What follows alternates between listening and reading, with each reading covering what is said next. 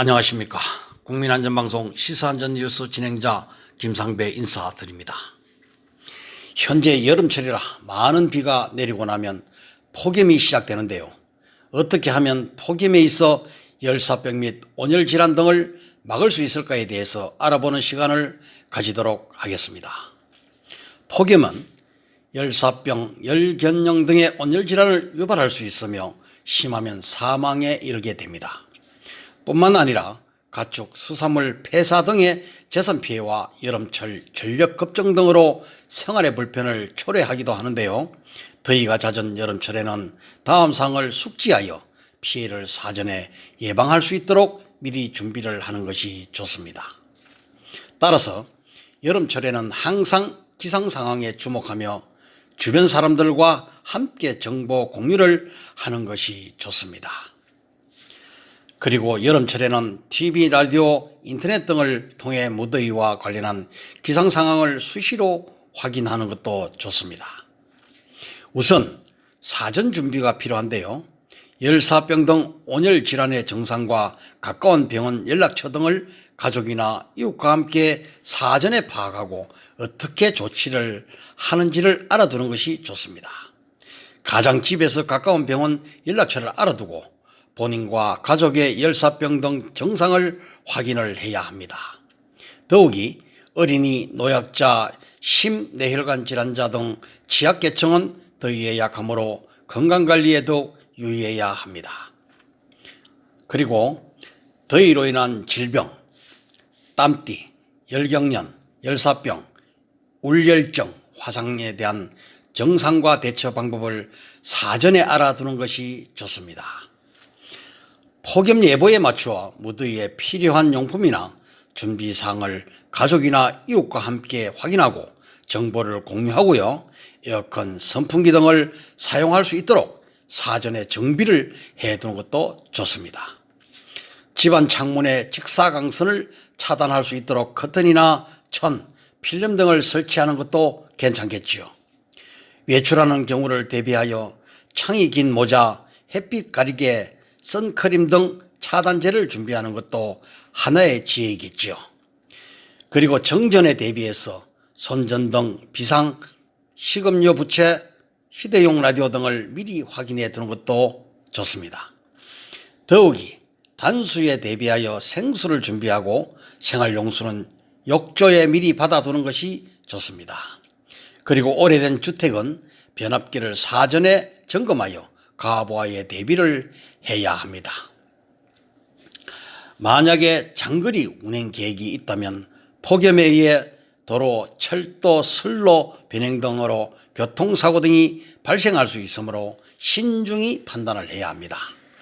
그리고 냉방기기를 사용하는 경우에는 실내외 온도차를 5도씨 내외로 유지하여 냉방병을 예방하도록 합니다.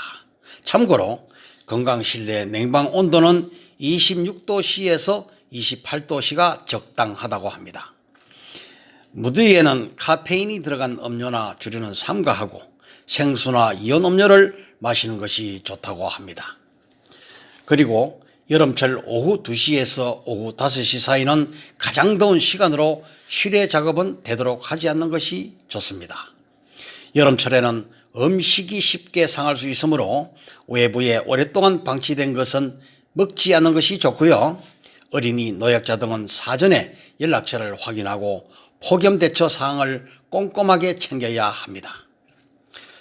폭염 발생 시에는 TV, 라디오, 인터넷 등에서 폭염이 예보된 때에는 최대한 야외 활동을 자제하고 주변의 독거 노인 등 건강이 염려되는 분들의 안부를 살펴보아야 합니다.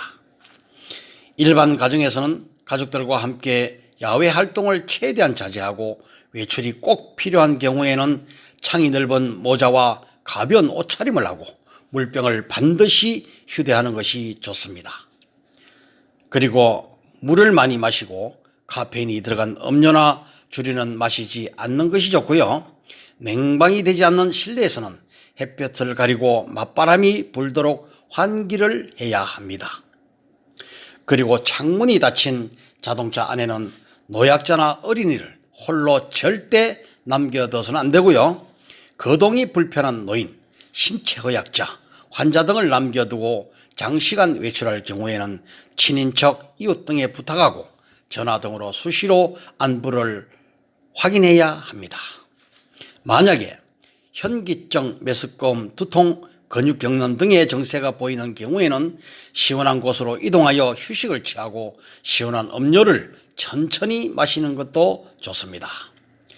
또한 폭염 발생 시 직장에서는 직원들과 함께 휴식 시간은 장시간 한 번의 쉬기보다는 짧게 자주 갖는 것이 좋습니다. 야외 행사, 스포츠 경기 등 각종 외부 행사는 자제해야 하고요. 점심시간 등을 이용하여 10분에서 15분 정도의 낮잠으로 개인 건강을 유지하는 것도 좋습니다. 그리고 직장인들은 편한 복장으로 출근해서 체온을 낮추도록 노력을 해야 합니다. 만약에 냉방이 되지 않는 실내에서는 햇빛이 실내에 들어오지 않도록 하고 환기가 잘 되도록 선풍기를 켜고 창문이나 출입문을 열어두어야 합니다. 또한 건설 현장 등 실내 작업장에서는 폭염 안전수칙, 물, 그늘, 휴식을 항상 준수하고 특히 취약시간 오후 2시에서 5시 사이에는 무더위 휴식 시간제를 적극 시행을 해야 합니다. 그리고 학교에서는 학생들과 함께 초, 중, 고등학교에서 에어컨 등 냉방 장치 운영이 곤란한 경우에는 단축 수업, 휴교 등 학사 일정 조정을 검토하고 식중독 사고가 발생하지 않도록 주의를 해야 합니다. 운동장에서의 체육활동 및 소풍 등 각종 야외 활동을 자제해야 하는 것도 좋습니다. 또한 축사, 양식장에는 지역 주민들과 함께 축사 창문을 개방하고 지속적인 환기를 실시하며 적정 사육 밀도를 유지해야 합니다. 그리고 비닐하우스, 축사 천장 등에 물 분무 장치를 설치하여 복사열을 낮춰야 합니다. 또한 양식 어류는 꾸준히 관찰하고 얼음을 넣는 등 수온 상승을 억제를 해야 합니다. 그리고 가축, 어류 폐사 시 신속하게 방역기관에 신고하고 조치에 따르는 것이 가장 좋습니다. 네, 매년 집중호우가 끝나고 나면 폭염이 시작됩니다. 모든 것은 준비만 잘하면 어떠한 어려움도 헤쳐나갈 수 있으며 아무리 독한 폭염이 와도 대처 예방 잘하면 충분히 막을 수 있습니다. 2019년 여름철 단 한 건도 사고가 일어나지 않는 한 해가 되었으면 합니다. 이상 국민안전방송에서 전해드렸습니다. 감사합니다.